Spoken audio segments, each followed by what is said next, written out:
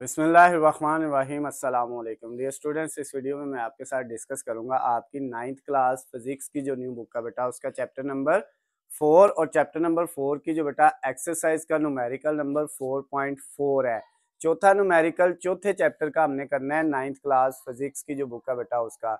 इसमें जो बेटा बुक में हमें गिवन डाटा दिया हुआ है स्टेटमेंट के अंदर वो मैंने यहाँ पे बेटा लिख लिया हुआ है, आपको सामने नजर आ रहा है। और जो चीजें फाइंड करनी है वो भी मैंने यहाँ पे लिखी हुई हैं बुक के अंदर। बेटा जो इसकी स्टेटमेंट दी हुई है उसको पढ़ेंगे, उसको पहले समझेंगे। अगर हमें उसकी समझ आ जाती है तो फिर बेटा इसको सॉल्व करना बड़ा इजी हो जाएगा। हर स्टूडेंट ने बेटा, मैं हर न्यूमेरिकल में आपको ये बात बताता होता हूँ कि आप में से जो भी स्टूडेंट, चाहे वो इंग्लिश मीडियम है, उर्दू मीडियम है, बेटा किसी भी स्कूल में पढ़ता है, आपने कोशिश ये करनी होती है अगर न्यूमेरिकल समझने है तो सबसे पहले बेटा आपको स्टेटमेंट की समझ आनी चाहिए। बुक में जो आपको स्टेटमेंट दी हुई है ना, जिस बच्चे को वो समझ आ गई, उसकी स्टेटमेंट को पढ़ के उसको डाटा लिखना आ गया बेटा, तो फिर जो है इसको सॉल्व करना उसके लिए बड़ा इजी आसान टास्क हो जाएगा। तो अब बेटा बुक में स्टेटमेंट कुछ इस तरह से लिखी हुई है 4 वाले न्यूमेरिकल की। कहता है अ सीसा is balanced with 2 children sitting near either and. कहता है बेटा एक सीसा है, सीसा कहते हैं झूले को, उसकी दोनों साइड पे जो है एक एक जो है वो बच्चा बैठा हुआ है। 2 चिल्ड्रन, 2 बच्चे बैठे हुए हैं दोनों एंड के ऊपर जो है। इस तरह से बेटा मैं इसकी तरह डायग्राम बना देता हूँ ताकि आपको इजीली समझ आ जाए इसकी। इस तरह बेटा जो है ना ये होता है झूला सीसा जो है। इस तरह ये इसका जो है ना सेंट्रल पॉइंट होता है। यहाँ पे आपके पास ये इस तरह से ये एक समझ लें आम अल्फाज में जैसे लकड़ी का एक फट्टा होता है ना, ये फट्टे टाइप होता है, इसको रखा होता है। एक बच्चा बेटा इधर बैठा हुआ है इसके, और एक बच्चा जो है वो इस साइड पे बैठा हुआ है। अब ये दोनों जो है आपको पता है जब ये नीचे आता है ये ऊपर होता है, फिर ये नीचे आता है ये ऊपर। इस तरह जो है ये क्या कर रहे होते हैं, झूले ले रहे होते हैं। सीसा बेटा जो है इसको कहते हैं।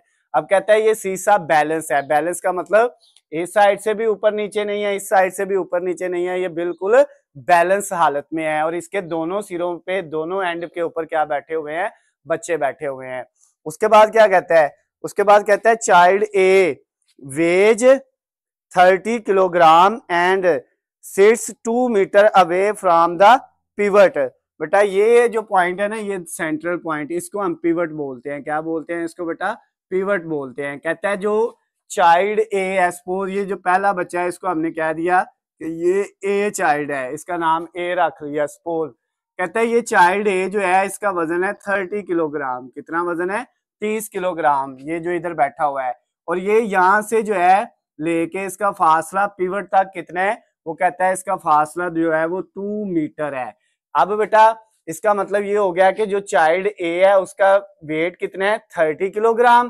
तो हमारे पास जो है वेट इसका दिया हुआ है फर्स्ट वाले का, वो है 30 किलोग्राम। और बेटा इसका जो फासला है ए वाले बच्चे का वो कितना है, 2 मीटर है। तो जो उसका डिस्टेंस है R1 वो 2 मीटर लिख लिया। इसी तरह आगे बेटा स्टेटमेंट में कहता है while child B weighs 40 kilogram and sits 1.5 metre from the pivot. और जो बी वाला है बेटा, ये वाला, इसको नाम दे दिया बी का। कहता है इसका जो वेज है वो 40 किलोग्राम है, 40 किलोग्राम है। और इसका जो है पिवट से वो फासला कितना है बेटा, वो कहता है 1.5 मीटर है। तो ये जो है बी का जो वजन है बेटा उसको डब्ल्यू बी कह दिया, 40 किलोग्राम है। और बी का जो डिस्टेंस है पिवट से सेंटर से वो कितना है, आर बी है, उसको 1.5 मीटर उसने अभी हमें बताया कि जो सेकंड वाला बी वाला चाइल्ड है उसका वेज 40 किलोग्राम है और वो sits 1.5 metre from the pivot. Pivot से सेंटर से कितनी दूर पर बैठता है बेटा, उसका कितना फासला है, 1.5 मीटर। अब कहते हैं calculate the total movement on each side, यानी इस साइड का मूवमेंट और इस साइड का, दोनों का आपने मूवमेंट फाइंड करना है। Total movement of each side, her side का बेटा मूवमेंट। मूवमेंट टार्क को ही कहते हैं। तो ये बेटा आपने टार्क ए का भी निकालना है और बी वाली, दोनों साइड, जिधर ए वाला बच्चा बैठा है उस साइड का भी, और जिधर बी वाला बच्चा है उधर वाला टार्क भी आपने फाइंड करना है, दोनों साइड का फाइंड करना है। और उसके बाद क्या कहता है, एंड डिटरमिन इफ द सीसा इज इन इक्विलिब्रियम। और ये भी बताना है कि जो सीसा है, ये जो झूला है, क्या ये इक्विलिब्रियम स्टेट में है, इक्विलिब्रियम की हालत में है या नहीं है। अगर बेटा दोनों साइड का टार्क बराबर आ जाएगा ना तो वो इक्विलिब्रियम स्टेट में होगा, ये बात याद रखना। हमने दोनों साइड का टार्क फाइंड कर लेना है, टार्क को मूवमेंट भी हम यहाँ पे कह सकते हैं।